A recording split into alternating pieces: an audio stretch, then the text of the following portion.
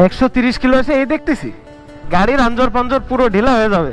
মনে তো কি অবস্থা, ভালো একটা ডাম্পার বলে বুঝছেন না।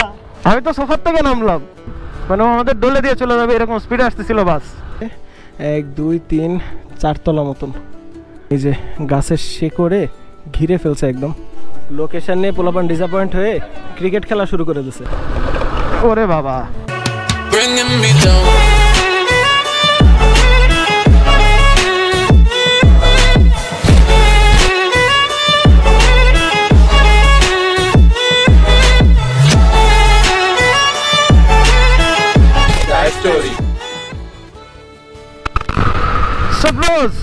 আই হোপ আগের পার্ট তো আপনারা দেখছেনই অবশ্যই সাতক্ষীরা রাইডের, আর জানেনও আমরা এখন কোন দিকে যাচ্ছি, কোন দিকে আগাচ্ছি। আর যদি না দেখে থাকেন তাহলে উপরের আই বাটনে এই কোনায় যে কোনো কোনায়, এই কোনায় আই থিঙ্ক এই কোনায় চলে আসছে আগের ব্লগের লিঙ্ক, ক্লিক করে ঢুকে যান আর দেখে নেন আগের ব্লগটা, নাহলে এটার সাথে রিলেট করতে পারবেন না। আপনাদেরও জানা উচিত আমরা কী পরিমাণ স্ট্রাগল করে সাতক্ষীরা আসছি, কী পরিমাণ রিস্ক নিয়ে সাতক্ষীরা আসছি।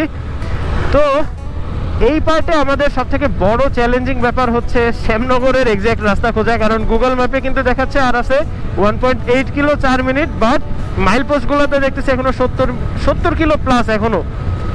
আর এই ব্রিজটা কিন্তু খুবই দুর্দান্ত, আমি দূরের থেকে দেখতে দেখতে আসতেছিলাম, এই জন্য ক্যামেরাটা অন করছি, ভাবলাম সেকেন্ড পার্টের ইন্ট্রোটা এখান থেকে হোক। So good morning and hello everyone, welcome to my YouTube channel and Facebook page Zahed story. You can clearly understand how much excited I am, কারণ অনেকদিন পর একটা রাইডে কিন্তু বের হয়েছি, আর সকালবেলায় বের হয়ে যে পরিমাণে রিস্ক আর কুয়াশা খাইছি ভাই কি আর বলবো। এগুলো তো আগের পার্টে দেখছেনি, যেমনটা বললাম একটু আগে। এখন রানিংয়ে যাচ্ছে এমন কাউকে ধরে জিজ্ঞেস করতে, এই দেখেন রানিংয়ে যাচ্ছে এমন কাউকে ধরে জিজ্ঞেস করতে হবে সাতক্ষীরা এখান থেকে আর কত দূর, বাম পাশ দিয়ে বেরায় আল্লাহ, সাতক্ষীরা না সরি এখান থেকে শ্যামনগর কত দূর। এ বাবা রে বাবা বাবা বাবা, যতই সাতক্ষীরার দিকে আগাচ্ছি না রাস্তাগুলো আরো সুন্দর হয়ে যাচ্ছে আস্তে আস্তে। চলেন এই রোডের ভিউটা কিছুক্ষণ এনজয় করেন। হ্যাঁ, এরপরে রানিং কাউকে ধরে জিজ্ঞেস করবো যে শ্যামনগরের এক্সাক্ট রুট কোনটা আসলে, কারণ গুগল ম্যাপের উপরে তো আমি ভরসা আগেও করতাম না, এখন তো আরো করার প্রশ্ন ওঠে না।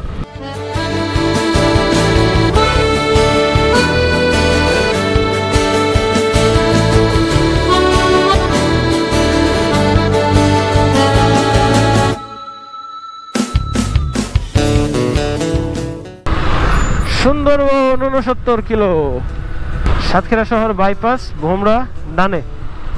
আমার মনে হয় না এদিকে যাওয়া লাগবে। কাকা শ্যামনগর যাব, শ্যামনগর সোজা, শ্যামনগর একদম সোজা। সাতক্ষীরা ঢোকার পরের থেকে দেখতেছি সব জায়গায় খালি মাছ আর মাছ। আচ্ছা, আমাদের আজকের প্রথম লোকেশন হচ্ছে রাজা প্রতাপাদিত্যের রাজবাড়ি। এখন মূলত শ্যামনগরের দিকে যাওয়া ওইটার উদ্দেশ্যেই। চলেন আগে আস্তে আস্তে শ্যামনগরের দিকে। মনে হয় মূল শহরে ঢুকে গেছি সাতক্ষীরা। আর এই এলাকা মনে হয় ক্রসিং এর জন্য বিখ্যাত, যেমনটা তানভীর বলছিল পিছন থেকে। এর মাঝখানে ক্যামেরা আসছিল, একবার কুত্তা আসছে সামনে, 2টা সাইকেলওয়ালা আসছে সামনে, ভ্যান, ইজি বাইক, রিক্সা, অটো যা পারতেছে সব খালি রাস্তা ক্রস করতেছে এখানে। মামা শ্যামনগর কোন দিকে? শ্যামনগর বাই বাই বাই দিয়ে সোজা, ঠিক আছে।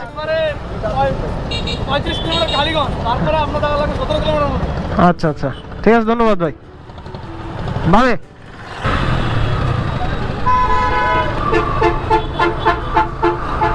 এই রাস্তা ধরে যাওয়া লাগবে সোজা।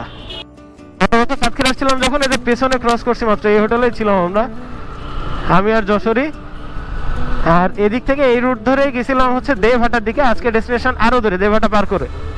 তুখোড় জ্যাম খাচ্ছি, তুখোড় জ্যাম খাচ্ছি, সাতক্ষীরা সিটির মধ্যে ঢুকছি।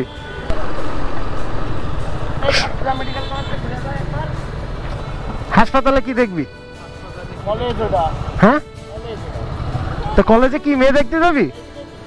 এইটা তো বাইপাস, এই দিক দিয়ে নামারও উঠবে, আবার সোজা যাওয়া লাগবে। দেবহাটা শ্যামনগর সোজা, এইখানে 35 কিলো। ওইগুলো কই? আচ্ছা সোজা সোজা। বাবা শ্যামনগর সোজা না? ঠিক আছে, ধন্যবাদ। বাটারি স্মুথ রাস্তায় রাইড করছি। আর গত বছর যখন আসছিলাম তখনও কিন্তু এই রোডটা এরকমই ছিল মোটামুটি, বাট এই বছর দেখি আরো খারাপ অবস্থা। ভোমরা, দেবহাটা, শ্যামনগর 47 কিলো। শ্যামনগর এখনো 47 কিলো এখান থেকে সোজা। ভাই এই যে রাস্তা, এই রাস্তায় যদি আর আধা ঘন্টা চালাই গাড়ির আঞ্জর পাঞ্জর পুরো ঢিলা হয়ে যাবে। ওরে বাবা,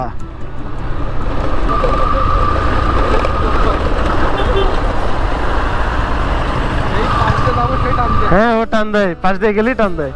অনেকক্ষণ ধরে এই মাইক্রোটা ডিস্টার্ব করতেছে। ডিস্টার্ব করছে বলতে ও হচ্ছে ইজি বাইক নসিমুনের মতন একদম ফুচ ফাচ করে কাট মারে, আর আমরা ডস খেয়ে সামনে দেখি বাস ট্রাক কিছু একটা আসতেছে, রিস্ক হয়ে যাচ্ছে অনেক। তারপরে ছাড়তেছে কালো ধোঁয়া, তারপরে রাস্তায় সামনের কিছু দেখতে পারতেছি না, আর ওভারটেক করতে গেলেই পাশে গেলেই মারে টান। এই যে এই যে এই যে মারল কাট, এই যে ওর পিছনে যদি থাকেন আচমকা সারপ্রাইজ দিতেই থাকে বড় ভাই। জীবনে এত খুশি কোনোদিন হয়নি হাইওয়েতে কারণ ওভারটেক করে, জীবনে এত খুশি কখনো হয়নি। অবশেষে ওই মাইক্রোটাতে ওভারটেক করতে পারছি। ভাইরে ভাই, মুরব্বী একটা লোক চালাচ্ছে, গালে দাড়ি ফাড়ি আছে, কি চালায় ভাই, সেই চালায় সেই। অবশেষে একটু রোদ বের হয়েছে, মনে হয় 10টা প্লাস বাজে এতক্ষণে, মনে হয় না 10টা প্লাস তো বাজে এতক্ষণে। অবশেষে এখন একটু রোদের দেখা পাওয়া গেছে। আমি তো সোফার থেকে নামলাম, বলো তোমাদের কি অবস্থা? এ মনেটন, কি অবস্থা? ভালো একটা ডাম্পার বলে বুঝছেন না। আমি তো সোফার থেকে নামলাম, কি অবস্থা? আছে ঠিকঠাক আছে? আমাদের সব ঠিকঠাক। আমি তো সোফার থেকে নামলাম। এ রাস্তা এর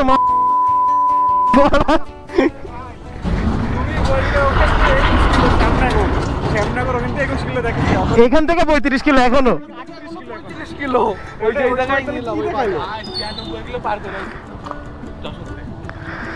আল্লাহ রে, রাস্তা ভাই যায় না, ভাই যায় না। রাস্তা এত খারাপ, এই জায়গায় আমাদের ব্রেক নেওয়া লাগছে একটু, কারণ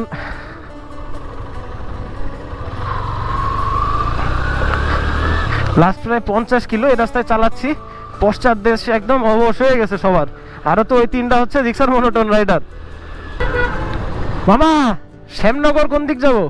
শ্যামনগর, শ্যামনগর সোজা কত কিলো আর? আচ্ছা, ওরে বাবা, চলো চলো, এখনো 40 মিনিট। এটা আমাদের সেকেন্ড লোকেশন, এখন পার করতেছি নলতা। ওই যে ওরস শরীফ, ওই নলতা রোজায় যাব। আরে সেই তো বাইকটা, কি বাইকে?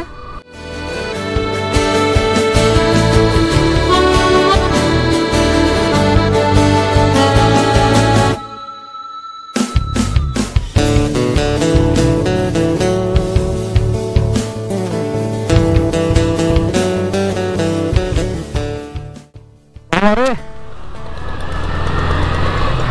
পেছনে একটা ট্রাক নষ্ট হয়েছে, আর এই সাইড দিয়ে একটা বাস এরকম উঠতে উঠতে যাচ্ছে।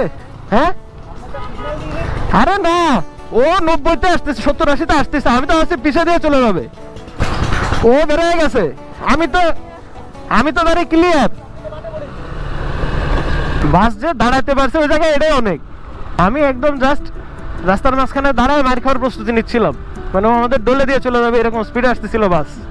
পাপ্পু সিগন্যাল দেয় না, আমি ভাবছি ক্লিয়ার, আমি ওর পিছে পিছে বেরিয়ে গেছি। আল্লাহ বাঁচাইছে।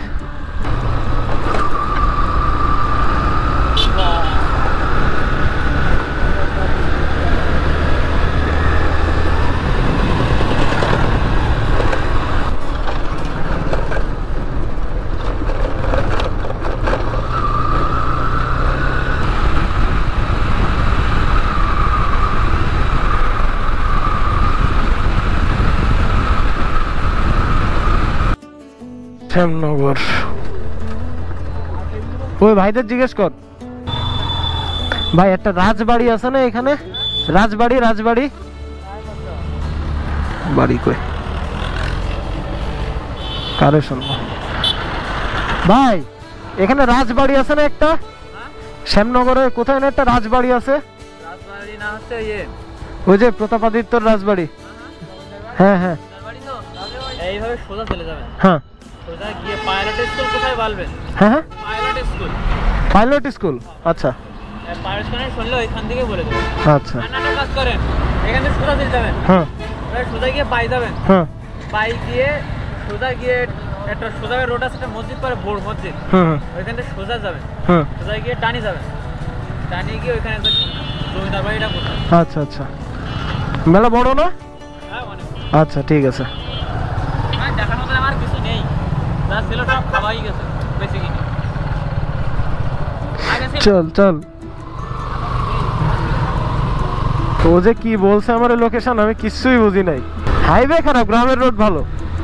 পাইলট স্কুল পর্যন্ত যাবো, যে তারপর আবার জিজ্ঞেস করবে হ্যাঁ ওটা তো রাজবাড়ি জমিদার বাড়ি বলছে। রাজবাড়ি জমিদার বাড়িতে তফাৎ আছে। জায়গায় জায়গায় লোকজনের কাছে অ্যাড্রেস শুনে শুনে যাওয়া লাগতেছে এখন। যে ডিসঅ্যাপয়েন্ট না হই ভাই, আমার মার খাওয়া লাগবে, প্রচুর মার খাওয়া লাগবে। যে রাস্তা দিয়ে বাচ্চাগুলো আনছি আমি, যে কোনো ট্যুরে লোকেশন সেট প্ল্যানিং প্লটিং সব আমারই থাকে। কখনো তো আল্লাহর রহমতে ডিসঅ্যাপয়েন্ট হই নাই।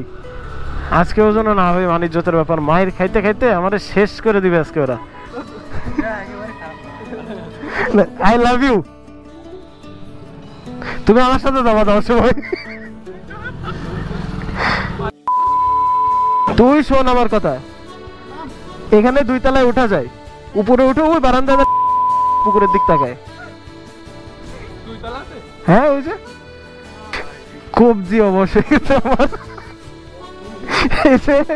এই দেখতেছি সামনে। না ভাইয়া এই পার করে আর রোন্টি যাবো না, ভালো রাস্তা খুঁজবো আমি এবার। আমি ভিতর দিয়ে যাবো, দেখি না খুব একটা খারাপ না তো।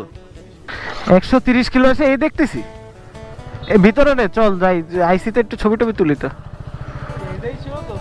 হ্যাঁ এটাই এটাই এটাই এটাই, এই সাইডের থেকে ছবি দেয়া।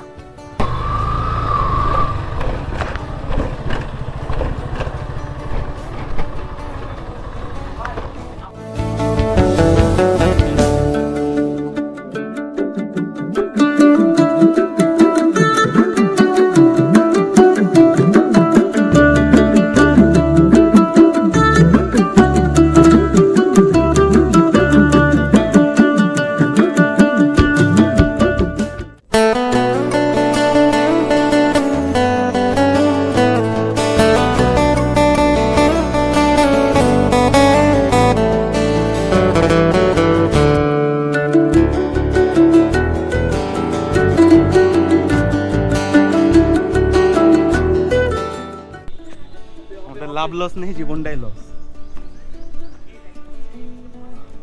ওইটা আমি দেখছি। আর উঠলেও একটা রিস্ক হয়ে যাবে। এই অবস্থা দেখেছেন, যদি লাইনও থাকতো। অলমোস্ট 200 কিলো চালায় আসছি এখানে। আর এটা হচ্ছে রাজার প্রতাপাদিত্যর রাজবাড়ি। গুগলে যেটা দেখলাম আর কি, গুগল থেকে যেটা দেখলাম আর কি, সঠিক ইতিহাস মুখস্থ করে আসিনি। আর এখানকার যে অবস্থা দেখতেছি এসে ধরে, এখন গুগল ঘেটে ঘেটে ইতিহাস বের করার মতন ধৈর্যও নেই। এই যে এই পাশ দিয়ে সিঁড়ি আছে, পুরা রাজবাড়িটাকে দেখেন একদম এই যে গাছের শেকড়ে ঘিরে ফেলছে একদম। তবে এই যে পিলারগুলো, কিছু কিছু পিলারে দেখেন এখনো কিন্তু হালকা পাতলা কারুকাজ বোঝা যাচ্ছে। এই যে ওঠাটা সেফ হবে কিনা জানি না, কারণ ছাদ ফুল ক্র্যাক, একটু রিস্ক নেওয়াই যায়। এখানে মনে হয় এখানে তো মনে হয় কেউ থাকে। এই দেখেন অবস্থা, ছাদটা একদম জরাজীর্ণ হয়েছে, গোবর টোবর স্তূপ করে রাখা। পেছন পাশটা দেখলে যা মনে হচ্ছে 1 2 3 4 তলা মতন। গুগলে যেটা দেখলাম এটা হচ্ছে 1573 সালে নির্মিত। এই যে এগুলো সিঁড়ি ঘর ছিল দেখেন, সব ভেঙে চুরে একাকার। আর এই যে ছাদগুলোতে ধরছে ফাটল। আমাদের ভয় হচ্ছে, দেখা যাচ্ছে ঢুকলাম ভেতরে আর সব হুড়মুড় করে ভেঙে নিচে পড়ে গেল। এই জায়গাটাতে সিঁড়ি ছিল আগে। এই পাশে কিছু ভগ্নস্তূপ দেখতে পাচ্ছি রাস্তার পাশে। এইখানে একটা মূল গেট টাইপের কিছু একটা ছিল হয়তো বা আগে। আর রাজবাড়ির এই সাইডটা দিয়ে কিন্তু একটু আগে ঢুকছিলাম। গুগলে কিংবা ইউটিউবে তেমন কোনো তথ্য এটা পেলাম না। তবে যতটুকু জানতে পারছি, রাজা প্রতাপাদিত্য ছিলেন 12 ভূয়াদের মধ্যে একজন। আর অনেকেরই ধারণা যে ওয়েস্ট বেঙ্গলের দিকে, পশ্চিমবঙ্গের দিকে যেসব রাজারা ছিলেন তারাই ছিলেন মূলত প্রচণ্ড ক্ষমতাধর। বাংলার মধ্যেও যে এরকম মানে আমাদের এপার বাংলায় যে এরকম ক্ষমতাধর রাজা ছিলেন এটা খুব একটা প্রচলিত নয়। বাংলার বিখ্যাত রাজাদের মধ্যে কিন্তু অন্যতম প্রতাপশালী একজন রাজা ছিলেন, রাজা প্রতাপাদিত্য। আর তার ইতিহাস সম্পর্কে তেমন একটা বেশি কিছু পেলাম না এই রাজবাড়ির ইতিহাস সম্পর্কে। তবে রাজবাড়িটা এখন পুরোপুরি ভগ্নস্তূপে পরিণত হয়ে গেলেও অনেকটা অংশ কিন্তু এখনও দেখার মতন। এই এরিয়াগুলো নিচের দিকে, এই পাশের এগুলো ভেঙে গেছে, সব এগুলো ভেঙে গেছে। ওই পাশের কিছু অংশ সেগুলো ভেঙে গেছে। ওই পাশে চলছে ফটোশ্যুট। আর যেহেতু তেমন একটা ইতিহাসের বর্ণনা এটা পেলাম না, তাই আপনাদেরকেও খুব একটা জানাতে পারছি না। এই যে এই পাশে আছে কিছু অংশ, আর ছাদগুলো কিন্তু খসে গেছে। কে বলবে এত বড় একটা রাজবাড়ি ছিল এটা, এক সময় এত প্রতাপশালী একজন রাজার রাজবাড়ি ছিল। তলোয়ারের ঝনঝনানি, সৈন্য সামন্তের আনাগোনা কিচ্ছুই নেই এখন আর, সব জরাজীর্ণ। এই যে ছাদগুলো খসে পড়ছে, কিন্তু এখানে মনে হয় লোহার পাটাতন দেওয়া নিচে, লোহার অ্যাঙ্গেলগুলো এখনও আছে। আর শেকড়ে পুরো একদম আঁকড়ে ফেলছে পুরো স্থাপনাটাকে, উপর থেকে নিয়ে নিচ পর্যন্ত দেখেন শেকড় ঝুলতেছে সব। এই যে যেটার কথা একটু আগে বললাম আপনাদেরকে, এই যে একদম ট্র্যাক হয়ে আছে সব ছাদ টাদ। সেইটা ঠিক থাকলে হয়তো উপর পর্যন্ত যাওয়া যেত। এই যে এগুলো কাঠের পাটাতন, এগুলোও কাঠের। এই পাশে এগুলো আবার লোহার পাটাতন। আমার সিলেক্ট করা লোকেশন নিয়ে ডিসঅ্যাপয়েন্টেড, তাই এখানে চলতেছে ক্রিকেট খেলা। আসিফ হচ্ছে বোলিং করতেছে, অবশ্যই পাপ্পু ব্যাটিং করতেছে, বাকিগুলো ফিল্ডিংয়ে। আমার বেসিক্যালি এই ধরনের পুরাতন স্থাপনা এক্সপ্লোর করতে অনেক ভালো লাগে, তো দ্যাটস ওয়াই এটাও আজকের বাকেট লিস্টে রাখছিলাম। বাট আমিও কিছুটা ডিসঅ্যাপয়েন্টেড। তবে মানে এটা যে খুব একটা অসুন্দর বা আশাবার্তিক না এরকম না, বাট যেই রাস্তাটা দিয়ে আমরা এক্সপ্লোর করে আসছি, যে রাস্তা দিয়ে ট্রাভেল করে আসছি, এটা হয়ে গেছে খুব বেশি পেইনফুল। এটা হচ্ছে সমস্যা। তবে যদি ইতিহাসটা আপনাদেরকে জানাতে পারতাম আরও ভালো করে, তাহলে আমার আরও ভালো লাগতো, ভিডিওটা একটু কমপ্লিট হইতো। বাট ভিডিওটা মনে হয় একটু ইনকমপ্লিটই থেকে যাবে। আরেকটা সমস্যা হচ্ছে আমার গোপ্রোর ব্যাটারিগুলা সবগুলা চার্জ গেছে শেষ হয়ে, এটা আর একটা পেইন। এই যে সিঁড়িটা দিয়ে যদি উপরে উঠে যেত তাহলে আরও জোস হইতো। তবে দেখেন ছাদগুলা ফেটে ফেটে গেছে সব, সিঁড়িতে ভাঙাই, ছাদও ভাঙা। আর কিঞ্চিত কারুকাজ কিন্তু এখনো দেখাচ্ছে। সিঁড়িটা মনে হয় এইখান থেকে শুরু হইতো, পেঁচায় পেঁচায় পেঁচায় পেঁচায় উপর পর্যন্ত যাইতো। একদমই দেখেন এখানে ছাদ খসে পড়ছে। রিস্ক, এখানে দাঁড়ানো রিস্ক। চলেন বেরো এখান থেকে, কিছু ছবি টবি তুলবো, তুলে বের হয়ে যাবো। লোকেশন নিয়ে পোলাপান ডিসঅ্যাপয়েন্ট হয়ে ক্রিকেট খেলা শুরু করে দিয়েছে। এখানে লোকাল পোলাপানের সাথে টিম বানায় নিয়ে সব ক্রিকেট খেলতেছে এখন। আর ডেস্টিনেশনে আসছে একটু চেঞ্জ, বাঁচতেছে হচ্ছে 12:12 এক্স্যাক্ট। আর আমরা এখান থেকে যাব এখন বেজের ডাঙ্গা। সাতক্ষীরার ভিতরে এক্সপ্লোরেশন বাদ, সব plan change, footpath plan change. যে রাস্তা দিয়ে আসছি আর এনার্জি নাই। এই সাবাস, এবার ছাপড়ি গেছে ব্যাটিংয়ে।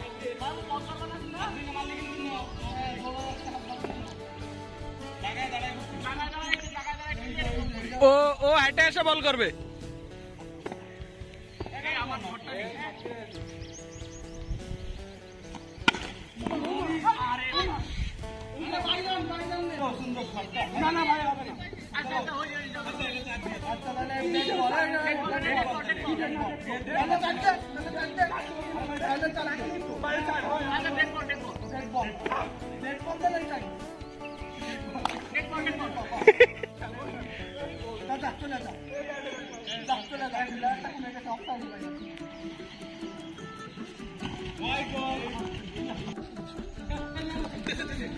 উইকেট উইকেট,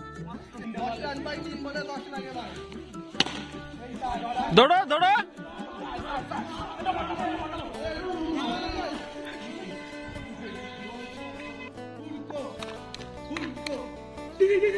ও সাবাস।